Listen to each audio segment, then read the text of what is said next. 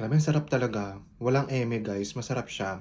Hello po! Kagagaling ko lang ng gym ngayon tapos wala akong pagkain dito sa bahay. So naisip ko, gumawa ako ng quick and easy na tuna pasta. So madali lang to and samahan nyo ako. So ito lang yung mga kailangan natin. Nagayat lang ako dyan ng bawang. Tapos meron din ako ditong kamatis at saka itong tuna. So yan lang guys. Ayan, first step natin, pakuluan ang ating mga pasta. So ayan, al dente, alam niyo na yan guys. Mga 10 minutes siguro. Tapos nakalimutan ko, lagyan pala natin to ng salt yung ating water. Ayan. Ayan guys, habang niluluto natin yung pasta, pwede na rin tayo magsimula dito sa kabilang kawali. Maglagay tayo ng olive oil. Ayan. Kapag mainit na yung mantika, lagyan na natin tong bawang. And then, isunod na natin yung kamatis. Hindi pala maanghang yung tuna ko, kaya lalagyan ko siya ng chili para medyo merong konting kick. Yan. And then, ilagay na natin yung ating tuna. Yan. Halo-halo lang para maluto yung ating tuna.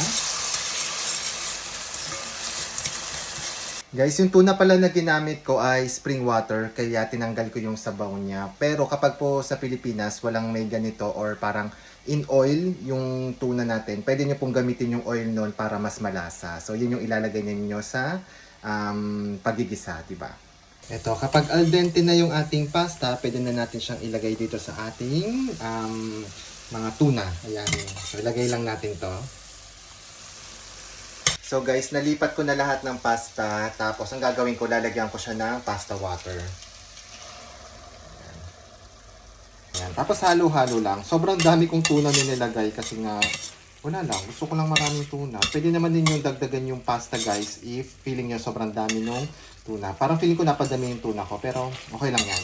Protein din, di ba? Ito na guys, ang ating quick and easy na tuna pasta. Masarap sana kung pwedeng lagyan siya ng parsley. Kaya lang wala akong parsley. Kaya okay na yan, pwede na yan. So, kain na po tayo. So ito guys, ito na ang ating tuna pasta. Kain na tayo. Actually guys, pwede nyo rin pala itong lagyan ng lemon if meron kayo. Kasi wala akong lemon kaya. Ayan.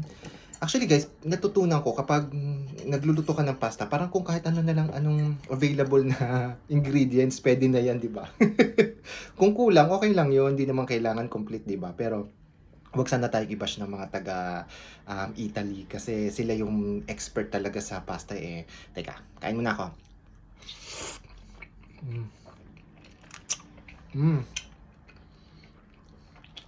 Sarap. Fairness, masarap siya. So ito guys, sobrang simple lang at sobrang dali, di ba?